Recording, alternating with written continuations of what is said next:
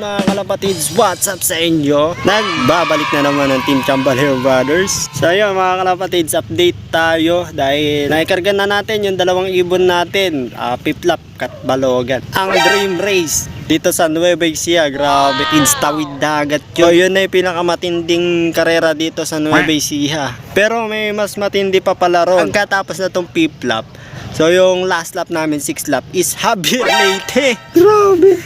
Problema na nga namin yung Katbalogan na pauwian. Hindi nga namin alam kung makakawin mga ibon namin kasi nga tawid dagat, 603 kilometers. Tapos yung Javier Leyte mga kalapatids, nasa 700 na yun. Alam mga kalapatids, nagpapatubig pala ka. Tubig kami rito.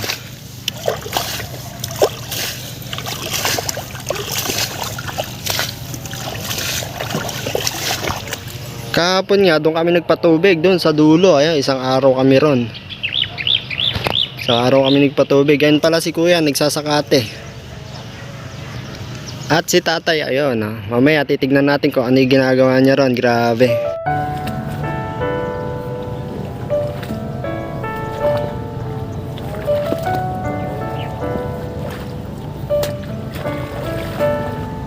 Ito nga tayo sa bukid. Pero ang isip ko nasa kalapati natin kasi suntok sa buwan yung karera na yun kasi 200 kilometers yung nilayo ng karera namin tapos tatawid pa ng dagat. Ang problema ko kasi hindi sila nag-clock nung nakaraan. Tapos kinarga namin Katbalogan. Pero mahalaga dumulo tayo. Nakapagkarga tayo sa dulo, di ba? At kasali tayo sa karera. Kasali tayo sa history na yun. So simple lang naman yung ginawa namin kasi wala namang gamot talaga na makakapagpabilis, makakapagpalakas ng ibon meron. Tapos meron namang kanya-kanya kasing sistema yan. Basta sila nasanay. Kami yung ginamit namin nung nakaraang norte, yun lang din ginamit namin, wala kaming binago. Kasi tiwala na rin kami, yun na yun. Yung ibon na lang ang magsasabi mga kalapatids kung ano magiging resulta. Puno na ata. Puno na. Di pa ako nakakapagsaboy. At naniniwala nga ako mga kalapatids na wala ng sikreto dito sa pigeon racing. Kasi nasa internet na lahat. Nasa YouTube, nasa Google. So mag-search na lang kayo. Type nyo kung ano yung gusto nyong malaman at malalaman nyo. Magsipag lang kayong magbasa mga kalapatids, manood ng mga vlog. Makakakuha kayo ng sarili nyong sistema.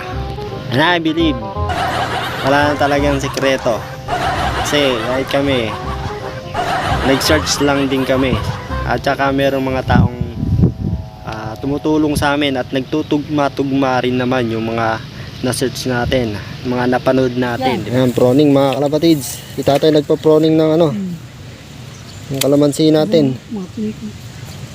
Matataas na yan, tinatanggal to yung matataas kasi hindi yung maganda.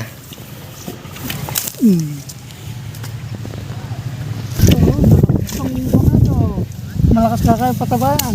Ayan, tinatanggal. Hindi gaya ng pinong ganyan.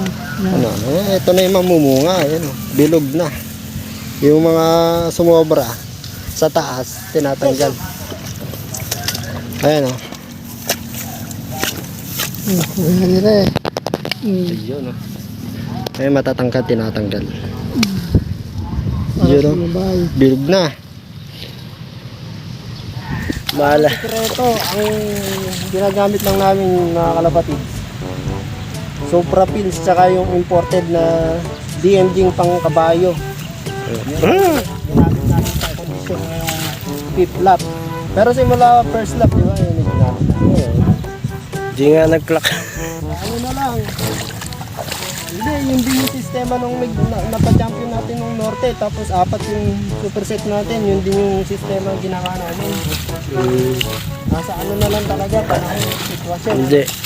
Ako, masasabi ko, nasa ibon din. Oo, wala sa gamot, nasa ibon talaga. Pag magaling talaga yung ibon, di mo na mapipigilan. Ilan, kung time mo talaga.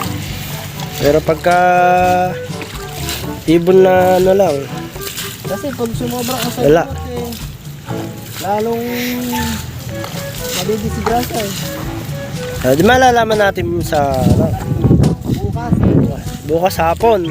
Hapon ang abangan, mga Alas 5. 4:30 yan.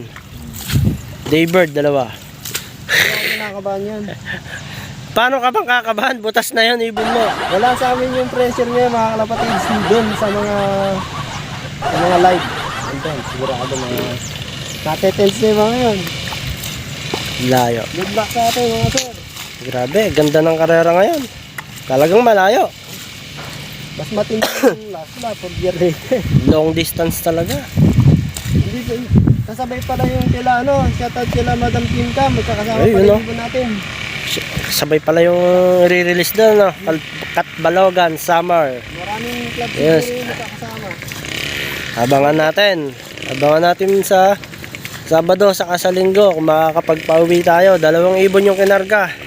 Fifth lap. O sana, pala rin. Sana. Kung magkakos tayo doon, kahit nabutas tayo ng court natin, may chance pa tayo, may habol pa tayo. Sa Kaya nga, magkakaalaman. Lalo na sa last lap, pag kalayo-layo. Gawa naman namin ng lahat mga kalapatids, yung preparation sa mga ibon. Gamot, tsaka mid-toss, tsaka pahinga. Is na. Ano masasabi mo? Comment muna ako. O, comment. Abangan na lang. Meron pangunahin mga ibon. Baka hindi kaya. Yabang ka ng yabang, hindi pala ako uwi. Pahiya ka pa. Oo, pagka umuwi na lang. Umuwi na lang. Yabang mo ng ibon ang gumawa. Baka Nga. yung bibig mo. Hindi ko mapigilan eh. Ayan, matatapos na tayo at mamaya may papakita ako mga kalapatids na bagong ibon natin na bigay ni Sir Ryan Garcia. Yan o. Sa pag-iibon kasi, lang kasi yan, give and take, hindi take and take lang, Yes sir, mamaya napakalupit doon. magandang gabi mga kalapatids, ginabi na tayo.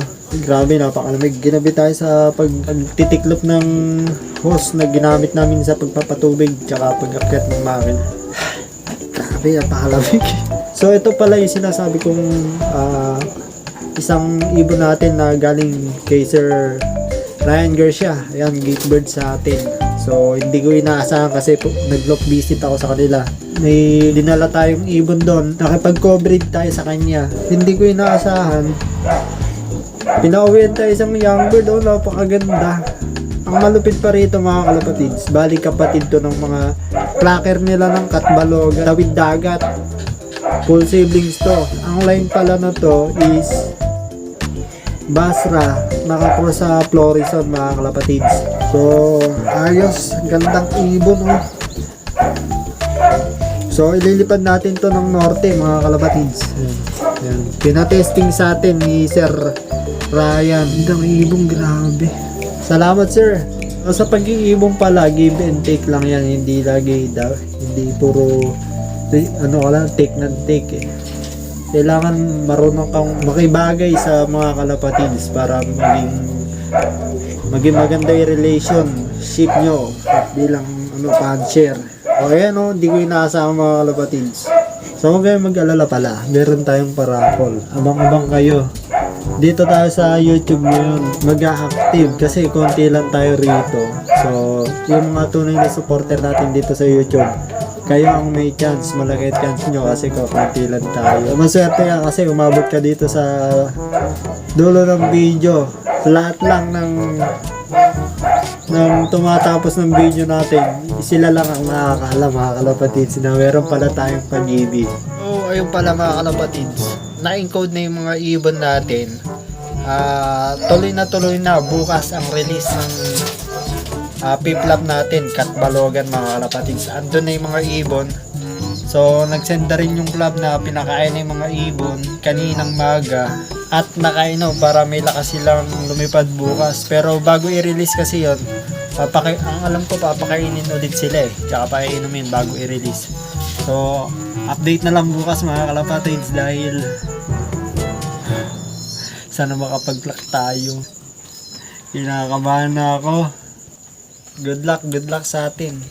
Isang malaking karangalan ang makapag-clock doon sa na yan, sa lap. Siyempre tawid dagat yung mga kalapatid, sobrang sarap sa feeling siguro kung makikita mo yung ibon mo na parating na. So, sana mangyari bukas yun. So,